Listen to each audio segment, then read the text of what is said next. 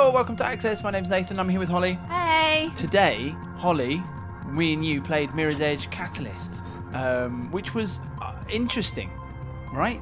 We had to wait for ages. We did have a very long queue, and it was worth it because I got a Mirror's Edge Catalyst water bottle. Do you know, I was really pumped. I mean, swag isn't necessarily my thing, but I love, like, old Mirror's Edge. I was the mad guy on a street corner shouting at everyone who didn't like it. Like, you were, actually. You're a massive Mirror's Edge fan. Really? So I was like... You made us wait in the queue so that you could play it. It was like going to Disneyland with children. It was an hour. Which is, I mean, it doesn't sound a lot. It's a lot. At E3, that's a lot. So I guess what I wanted to do in this video was, because the whole point about Mirror's Edge, it's a game about running. It's a game about free running and fluidity and smoothness. That's kind of why it was a Marmite game. Some people hated it. Some people loved it. People who hated it, I don't know if you know, they're the people who were bad at the game.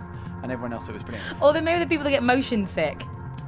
Bad. Okay, bad. Okay, all I hear is bad. So what I really think is important is how it feels. You know what they've done to it. Yeah. And I mean, the first thing to say, really, just like as a top thing, and then we'll get into some specifics. Yeah. I thought it felt like really similar.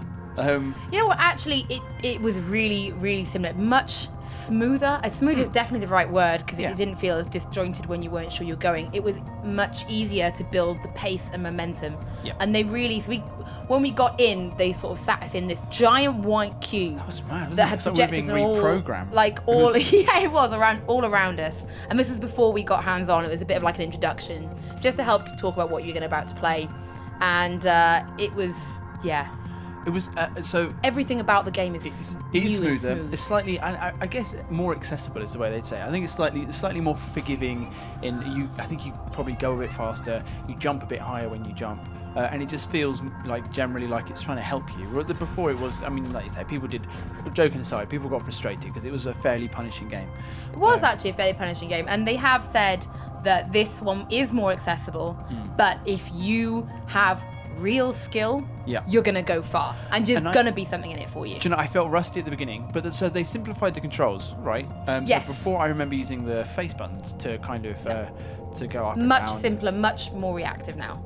So for now on DualShock 4, you'll be pressing L1, which is anything to go up. So this is to jump, to run up walls, to climb up drain pipes, anything like that.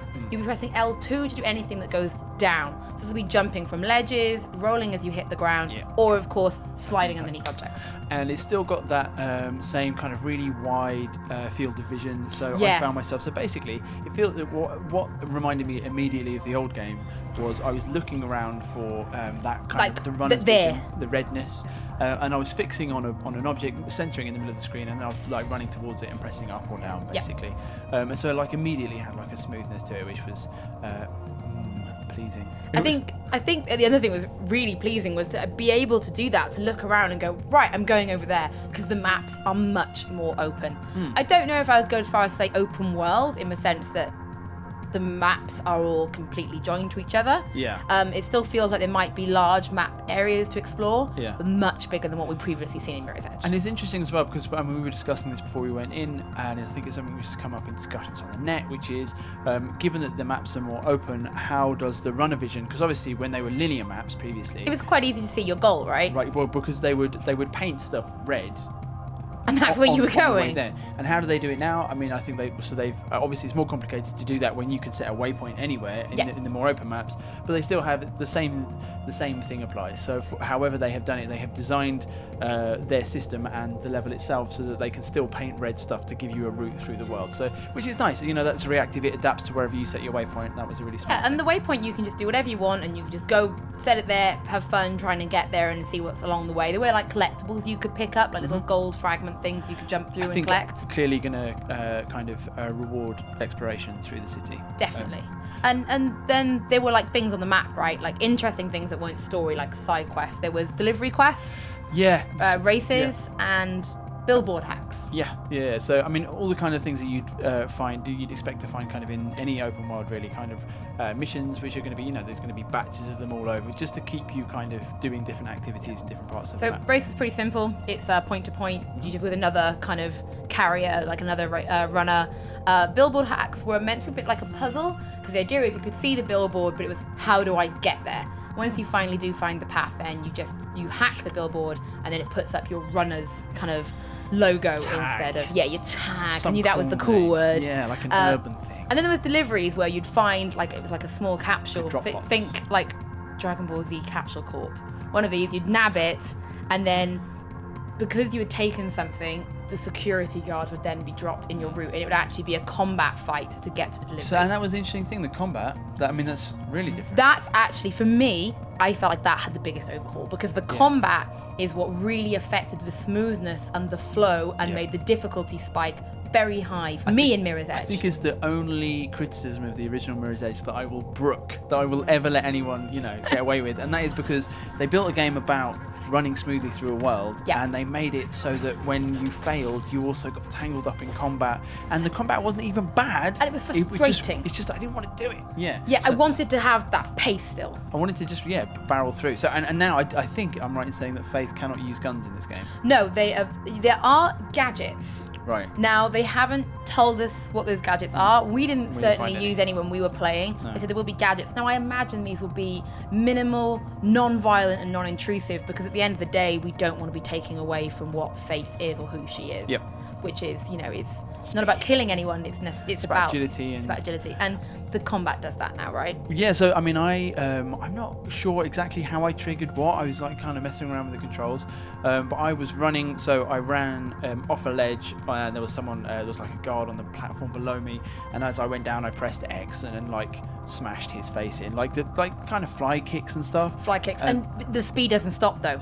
No, exactly. Keeps going. And then sometimes once I was running, I ran at one kind of on the same kind of height as me, and it kind of triggered a short scene that an instant where I saw from the side. These are what they called finishers. So it's you've got the right combo or the right circumstances, and it's beautiful. It pulls out of first into third. Oh man, that's awesome. And you see kind of a finishing kind of set of moves. Because today I think everyone we got 13 minutes with the game. So it was it was strict. Yeah, it turned itself off.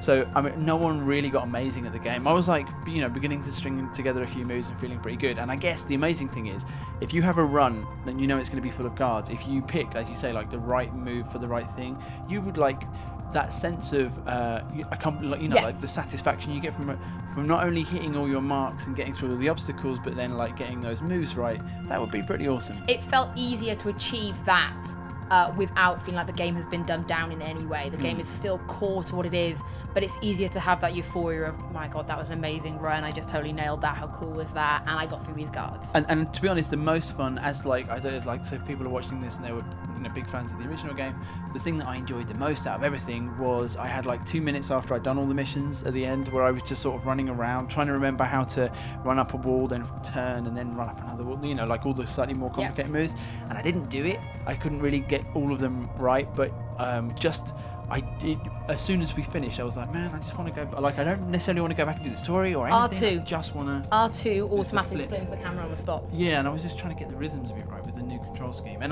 but I want to. As I walked away, I was just thinking about I just want to go and mess around. It's like a playground. But I think they've now given you that as well by making it slightly more open world. You now have that ability to mess around where I didn't feel like I had that in the original. And exactly. You were always trying to get from point to point as quickly as possible. And now it's play, a bit more play. Which is great, because that's what you want to do. Because I'll never be able to free run like that in real life. Well, I can't run for a bus. I could. No, I can't. So that's Mirror's Edge Catalyst, which is coming February 23rd, 2016. Yeah. Well remembered me. So let us know what you think about it. It's one that everyone's been waiting for, and I'll be interested to know all of your thoughts below as a huge fan of the original game. And I hope you stay with us for the rest of E3 and beyond. We've got tons of stuff coming up on the channel, so do not go anywhere.